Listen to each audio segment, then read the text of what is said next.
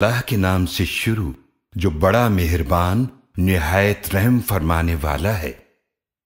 سعاد، اس نصیحت والے قرآن کی قسم، بلکہ وہ لوگ جنہوں نے کفر کیا تکبر اور مخالفت میں پڑے ہوئے ہیں، ان سے پہلے ہم نے کتنی ہی قوموں کو ہلاک کر دیا تو وہ پکارنے لگے مگر وہ وقت رہائی کا نہ تھا، اور انہوں نے تعجب کیا کہ ان کے پاس انہی میں سے ڈرانے والا آیا ہے، اور کافروں نے کہا یہ تو ایک بڑا جھوٹا جادوگر ہے۔ کیا اس نبی صلی اللہ علیہ وآلہ وسلم نے تمام معبودوں کو ایک ہی معبود بنا دیا؟ بے شک یہ تو بڑی ہی عجیب بات ہے۔ اور ان کے سردار رسول اللہ صلی اللہ علیہ وآلہ وسلم کے پاس سے اٹھ کر چل پڑے، باقی لوگوں سے یہ کہتے ہوئے کہ تم بھی چلو اور اپنے معبودوں کی پوجا پر جمے رہو، یقیناً اس بات میں اس شخص کی ضرور کوئی ذاتی غرض ہے۔ یہ بات تو ہم نے پچھلے دین میں نہیں سنی، بے شک یہ تو ایک بنائی ہوئی بات ہے۔ کیا ہم سب میں سے انہی پر یہ ذکر قرآن نازل کیا گیا ہے؟ بلکہ اصل بات یہ ہے کہ وہ میرے ذکر کے بارے میں ہی شک میں پڑے ہیں، بلکہ انہوں نے ابھی تک میرا عذاب نہیں چکھا۔ کیا ان کے پاس آپ کے رب کی رحمت کے خزانے ہیں جو بہت غالب، بہت عطا فرمانے والا ہے؟ یا ان کے پاس بادشاہت ہے آسمانوں اور زمینوں کی اور جو کچھ ان دونوں کے درمیان ہے؟ اگر ایسا ہے تو ان کو چاہیے کہ سیڑھیاں لگا کر آسمانوں پر چڑھ جائیں۔ ایک چھوٹا سا لشکر ہے لشکروں میں سے جو اس جگہ شکست کھانے والا ہے۔ ان سے پہلے بھی جھٹلایا تھا قوم نوح نے اور عاد نے اور میخوں والے فرعون نے اور قوم سمود نے اور لوط علیہ السلام کی قوم نے اور ایکا والوں شعیب علیہ السلام کی قوم نے بھی جھٹلایا، یہی وہ لشکر ہیں۔ ان سب نے ہی رسولوں کو جھٹلایا، پس میرا عذاب ان پر واقع ہو گیا، اور یہ لوگ صرف ایک سخت چیخ کے عذاب کا انتظار کر رہے ہیں جس میں کوئی وقفہ نہ ہوگا۔ اور وہ کہتے ہیں کہ اے ہمارے رب، ہمیں ہمارا حصہ حساب کے دن سے پہلے ہی جلدی دے دے۔ آپ ان کی باتوں پر صبر کیجئے اور ہمارے بندے داؤد علیہ السلام کو یاد کیجئے جو بڑی قوت والے تھے، بے شک وہ ہماری طرف بہت رجوع کرنے والے تھے۔ بے شک ہم نے پہاڑوں کو ان کے لیے مسخر کر دیا تھا، وہ صبح و شام ان کے ساتھ مل کر تسبیح کرتے تھے، اور پرندوں کو بھی جو جمع ہو جاتے تھے وہ سب ان کی تسبیح کی وجہ سے مشغول ذکر رہتے، اور ہم نے ان کی سلطنت کو مضبوط کیا اور ان کو حکمت عطا فرمائی اور فیصلہ کن بات کہنے کی صلاحیت عطا فرمائی۔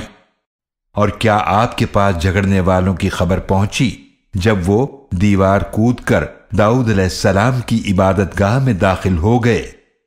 جب وہ داؤد علیہ السلام کے پاس آئے تو وہ داؤد علیہ السلام ان سے گھبرا گئے۔ انہوں نے کہا گھبرائیے نہیں، ہم دونوں ایک مقدمے کے فریق ہیں کہ ہم میں سے ایک نے دوسرے پر زیادتی کی ہے، تو آپ ہمارے درمیان حق کے ساتھ فیصلہ کر دیجئے اور نا انصافی نہ کیجئے اور ہم کو سیدھا راستہ دکھا دیجئے۔ بے شک یہ میرا بھائی ہے، اس کی 99 دمبیاں ہیں اور میرے پاس ایک ہی دمبی ہے، تو یہ کہتا ہے یہ بھی میرے حوالے کر دو، اور گفتگو میں مجھ پر سختی کرتا ہے۔ انہوں نے فرمایا یقیناً اس نے تم پر ظلم کیا، تمہاری دمبی اپنی دمبیوں میں ملانے کا سوال کر کے، اور بے شک اکثر شریک ضرور ایک دوسرے پر زیادتی کیا کرتے ہیں، سوائے ان لوگوں کے جو ایمان لائے اور انہوں نے نیک اعمال کیے، اور ایسے لوگ بہت ہی کم ہیں۔ اور داؤد علیہ السلام کو خیال آیا کہ اس مقدمے سے ہم نے ان کی آزمائش کی ہے، تو انہوں نے اپنے رب سے بخشش مانگی اور عاجزی کرتے ہوئے جھک گئے، اور انہوں نے اللہ کی طرف رجوع کیا، تو ہم نے ان کی اس بات کو معاف فرما دیا، اور بے شک ان کے لیے ہمارے پاس ضرور بڑا قرب ہے اور اچھا ٹھکانہ ہے۔ ہم نے فرمایا اے داؤد، بے شک ہم نے آپ کو زمین میں اپنا نائب بنایا ہے، تو آپ لوگوں کے درمیان حق کے ساتھ فیصلہ کیجئے اور خواہش کی پیروی نہ کیجئے، تو وہ آپ کو اللہ کے راستے سے بھٹکا دے گی۔ بے شک جو اللہ کے راستے سے بھٹک جاتے ہیں ان کے لیے سخت عذاب ہے، اس لیے کہ وہ حساب کے دن کو بھول گئے۔ اور ہم نے آسمان و زمین اور جو کچھ ان کے درمیان ہے اسے بیکار پیدا نہیں کیا۔ یہ تو صرف کافروں کا خیال ہے، تو کافروں کے لیے جہنم کی آگ سے تباہی ہے۔ کیا ہم کر دیں گے ان لوگوں کو جو ایمان لائے اور انہوں نے نیک اعمال کیے ان کی طرح جو زمین میں فساد کرنے والے ہیں؟ کیا ہم پرہیزگاروں کو برے لوگوں جیسا کر دیں گے؟ یہ کتاب جو ہم نے آپ پر نازل فرمائی ہے بہت بابرکت ہے، تاکہ لوگ اس کی آیتوں میں غور کریں اور تاکہ عقل مند لوگ اس سے نصیحت حاصل کریں۔ اور ہم نے داؤد علیہ السلام کو سلیمان علیہ السلام عطا فرمائے، وہ کتنے اچھے بندے تھے، بے شک وہ بہت رجوع کرنے والے تھے۔ جب شام کے وقت ان کے سامنے پیش کیے گئے عمدہ نسل کے تیز رفتار گھوڑے تو سلیمان علیہ السلام نے فرمایا، بے شک میں پسند کرتا ہوں مال گھوڑوں کی محبت کو اپنے رب کی یاد کے لیے، یہاں تک کہ گھوڑے پردے میں چھپ گئے۔ پھر فرمایا، ان گھوڑوں کو میرے پاس واپس لاؤ، تو انہوں نے ان کی پنڈلیوں اور گردنوں پر ہاتھ پھیرنا شروع کر دیا۔ اور یقیناً ہم نے سلیمان علیہ السلام کی آزمائش فرمائی اور ان کے تخت پر ایک جسم ڈال دیا، پھر انہوں نے اللہ کی طرف رجوع کیا۔ انہوں نے عرض کیا، اے میرے رب مجھے بخش دے اور مجھے ایسی بادشاہت عطا فرما کہ میرے بعد کسی کو میسر نہ ہو، بے شک تو ہی بہت عطا فرمانے والا ہے۔ تو ہم نے ہوا کو ان کے لیے مسخر کر دیا، وہ ان کے حکم سے نرمی سے چلتی تھی جہاں بھی وہ پہنچنا چاہتے، اور شیاطین جنات کو بھی قابو میں کر دیا، وہ سب عمارتیں بنانے والے اور قیمتی پتھروں کے لیے غوطہ لگانے والے تھے، اور دوسرے بھی جو زنجیروں میں جکڑے ہوئے تھے۔ یہ ہماری عطا ہے، بس آپ چاہیں کسی پر احسان کریں یا اپنے پاس رکھیں، کوئی حساب نہیں۔ اور بے شک ان کے لیے ہمارے پاس بڑا قرب ہے اور اچھا ٹھکانہ ہے۔ اور ہمارے بندے ایوب علیہ السلام کو یاد کیجئے جب انہوں نے اپنے رب کو پکارا کہ یقیناً شیطان نے مجھے بڑی اذیت اور تکلیف پہنچائی ہے۔ ہم نے ایوب علیہ السلام سے فرمایا، اپنا پاؤں زمین پر ماریے، یہ نہانے اور پینے کے لیے پانی کا ٹھنڈا چشمہ ہے۔ اور ہم نے انہیں ان کے گھر والے عطا فرمائے اور ان کے برابر اور بھی ایوب علیہ السلام کو عطا فرما دیے، اپنی طرف سے رحمت کے طور پر اور عقل مندوں کے لیے نصیحت کے طور پر۔ اور ہم نے فرمایا، اپنے ہاتھ میں جھاڑو لیجئے اور اس سے ماریے اور قسم نہ توڑیے، بے شک ہم نے انہیں صبر کرنے والا پایا، وہ کتنے اچھے بندے تھے، بے شک وہ بہت رجوع کرنے والے تھے۔ اور ہمارے بندوں کو یاد کیجئے، ابراہیم اور اسحاق اور یعقوب علیہم السلام کو جو بڑی قوت والے اور بصیرت رکھنے والے تھے۔ بے شک ہم نے انہیں چن لیا تھا ان کی ایک امتیازی صفت کے ساتھ جو آخرت کے گھر کی یاد ہے، اور یقیناً وہ ہمارے نزدیک چنے ہوئے بہترین لوگوں میں سے تھے۔ اور یاد کیجئے اسماعیل علیہ السلام کو اور الیسع علیہ السلام کو اور ذوالکفل علیہ السلام کو، اور یہ سب بہترین لوگوں میں سے ہیں۔ یہ نصیحت ہے اور بے شک پرہیزگاروں کے لیے ضرور اچھا ٹھکانہ ہے۔